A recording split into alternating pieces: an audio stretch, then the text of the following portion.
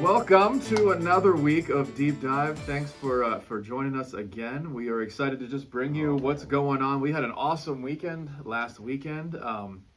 We packed over 1,000 boxes for Operation Christmas Child that will go all over the world to help impact people or children and families with the lives of Christ. I think Nelson's his name, right? That was, Nelson. Yeah. One of the stats I heard is he said 1 in 5 people who get the children who get the boxes accept Christ.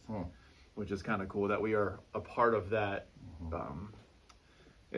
explanation of the gospel message around the world because we pack boxes. Such a practical, wonderful thing. I'm glad they're able to do it again. Yeah. I'm sure COVID impacted them, and seeing these organizations that we work with be very creative in the way they're getting things. But yeah, we were part of it. It was a great day. It was an awesome day. Lots of pizza. Like, you can always make me happy with some pizza. Oh, yes. We are into the Thanksgiving season, and Happy Thanksgiving, everybody. can't wait to sit down with some turkey and some football. Oh, man. No, we have just a reminder of that Thanksgiving letter that Pastor wrote and sent out, and just the 5 people to pray for. You want to just remind us what we talked about there? Yeah, just listing 5 people on that letter. If you didn't get one, we'll have them out in the lobby. You can grab one, and it gives you 5 blanks just to pray for them and be an active encourager. Like send them a note, send them a text or an email, and just say, "Hey, I'm praying for you. I just want you to know that I'm here for you, and I really appreciate our relationship." And make sure you do that, because I think that'd be great. If we all did it, there would be some massive numbers of people getting encouraged by our body, and this is a great season to do something like that. It's a lot of fun, and I've been having fun with it and just being encouraged. And like yesterday, I was at my favorite restaurant, and I was doing some work, and I walked over, and 2 of the men, I call them my small group, handed me toys for kids and said, "Hey, can you get these to somebody who needs them?" And it was such a wonderful moment. It was just awesome, and it was all about gratitude. They're blessed. They have these things. How can we help? So let's be an example in that, and just really reach out and work hard to encourage each other inside the body and outside the body this month, and leverage this season. Yeah. Just a quick plug there for the children's ministry. We are collecting food for the Allentown Rescue Mission. There's a box outside the children's check-in desk with a list of things that they're looking for. We're collecting through the 21st. Okay. So you just bring stuff and drop it in the box, and then we'll take it over after the Thanksgiving dinner, which is coming up on the 21st. We'll talk a little more about the 21st later. We'll end with that. But then the only other announcement we have is just be aware on the 28th starts Advent. And for the Christmas season, we are going to one service at 8:45 with life groups following. But that's just from the 28th to the end of the year, just to bring us all together during Christmas. And then starting January 2nd, we'll be back to our normal worship time. So, yes, so thoughts from this past Sunday? What do you got? Oh man, this sermon, I was a little nervous about this sermon because there was so much text about going into Julius's interaction with Paul. If you didn't hear the sermon, Julius was a centurion that was part of really taking Paul and taking the trip back to Rome. And there's a shipwreck. I think it was the 4th shipwreck that Paul had been in. And God really uses these moments it speaks to his sovereignty. It speaks to influence. Paul's influence on Julius was amazing. And Paul's influence ended up saving over probably 200 lives. So really, Julius became an unlikely hero, a centurion, a guy that I don't know what the end result with Julius was, but I do know that when there was an intersection and a decision, Julius loved Paul so much and cared for him so much and had such an affection for him that he made a decision that was contrary to the crew, because the crew just wanted to take them all out, get on with life. Nobody would care. And but it was interesting about storms arise in our life. They're coming. You have storms in your life. They're consistent, and then storms reveal what is within. Man, that is so true That one in got all me. our lives. Storms reveal what is within. We use that illustration of the bell buoy in the ocean. I remember them out in Chicago on the pier. They're like all over the pier. You can hear them because the water out there is always moving. and how, I love this quote from Pittman where he said, "A bell buoy rings only during storms. The beating of the waves and wind bring out the music that is within it. So too do trials reveal what is inside a person." And I think that the question I ask is, what kind of sound comes out of you during a storm? Whining, Yeah. crying, complaining, retreat.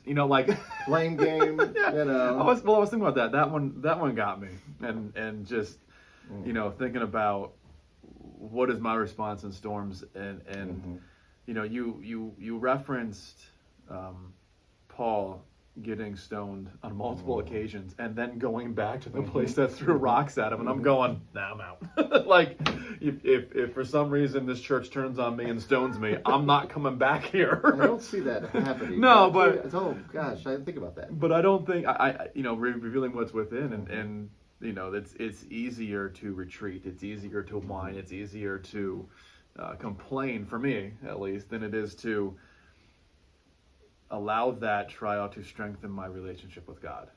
And that's, James talks about that. and that's really what it's about, is endurance and perseverance, and when your faith is tested, it produces endurance and perseverance and make you mature in your faith. And it's so much easier to just look at the negatives and the woe is me's of the trial, and God is still there with it, and and he's moving in it. My buddy Don Young always says, I'll say, "How you doing, Don?" He goes, "I'm beaten, battered, and bewildered." And and at first, when he first said it, I was like, "Oh, this poor guy." but it's just that there are those storms, there are those things we deal with, and as we walk through them, the other night, right after I preached on it, Sunday night during men's fraternity, we were in that text in Acts. And the guys were like, "Oh, we talked about this today." And, the thing that I didn't want to miss in that context is Paul walked to them a very battered man. When he went back, he was bruised up. There was on his face and all over his body was proof that he had been through a very traumatic moments, and it was in their presence. And he goes back, and how incredibly powerful is that? How powerful a picture is that of a man, who went through that and came back?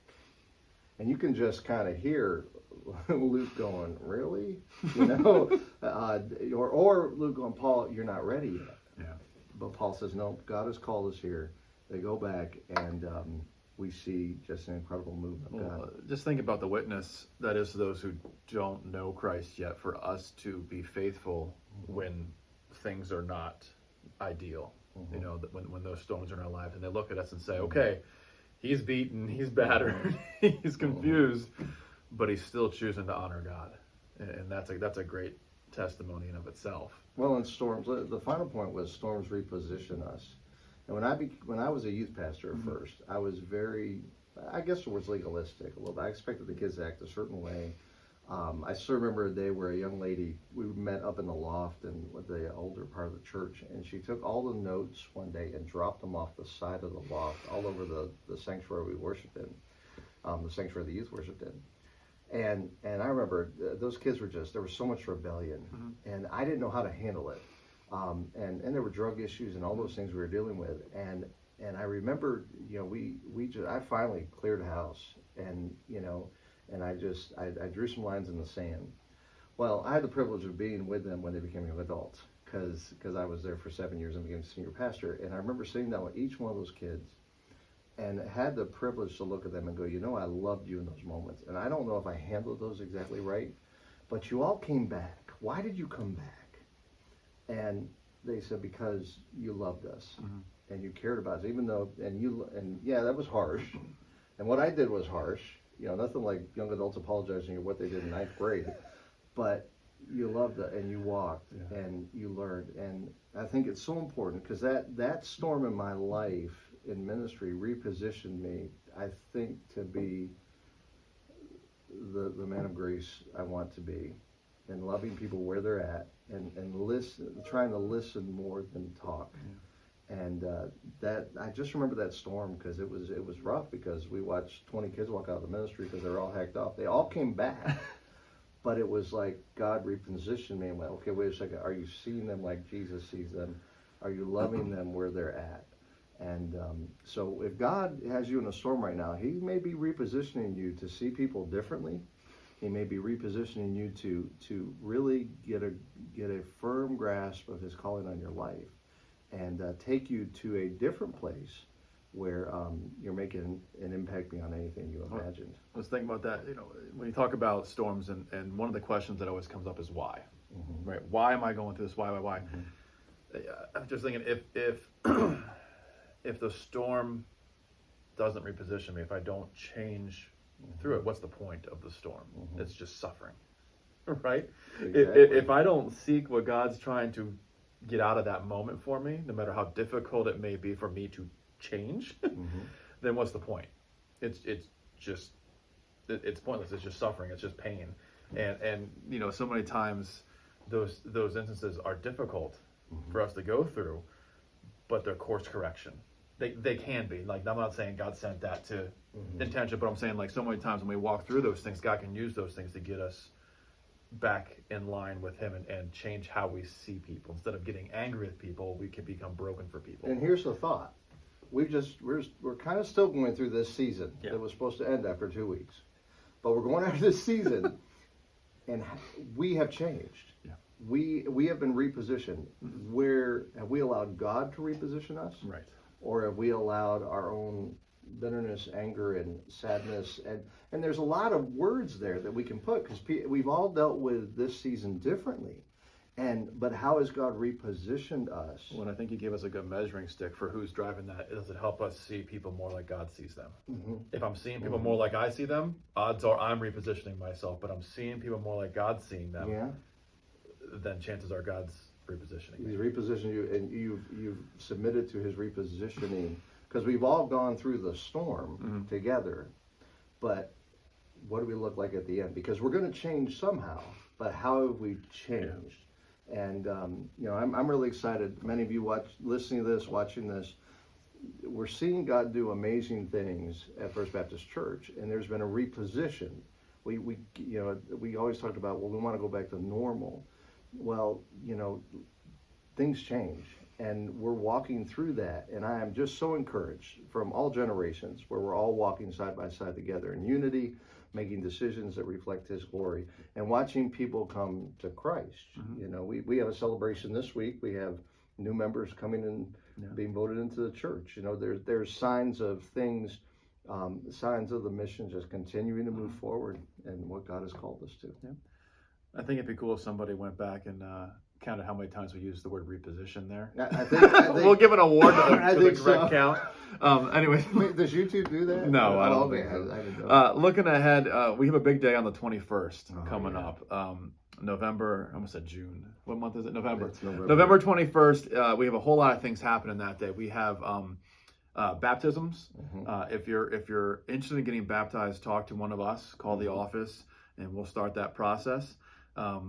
We also have the Kaufmans coming from Teenage for Medical Missions. This is kind of their introductory missions moment, missions morning with us. So you're going to want to hear all about them and their ministry to Jamaica. And then that evening we have the Thanksgiving dinner. Kind of a request and an announcement. Sign up. Also, we need some help serving. Yes. So if you're interested in that, in helping serving, talk to me or Gene Kutzler. But it's a great night just to kind of be together, and Pastor Chuck's planning some sort of I don't want to call it a service, but a tie-in. Well, I think, and I was surprised this morning by some guests that are going to be coming to. Made it sound like we're having a late tonight on Thanksgiving dinner. I'd encourage you. I want to challenge you with something. We come to the Thanksgiving dinner, we bring our families, and that's wonderful, and we want to do that. But how can you fill your table? Do you have people in your life that don't know Jesus, or do you have people? That night, my focus is going to be totally evangelistic. We're going to be talking. We're going to be just talking about Jesus and what he's done, and just celebrating together a great year as a church and as body of Christ. But I want to encourage you. Invite somebody. People are wanting to be in community with people, and they are attracted to these events. And I just want to encourage you to invite your friends, get them on the list. Say, hey, you can come sit at my table. We're going to have a great time, and we're going to do as much as we can to just bless them.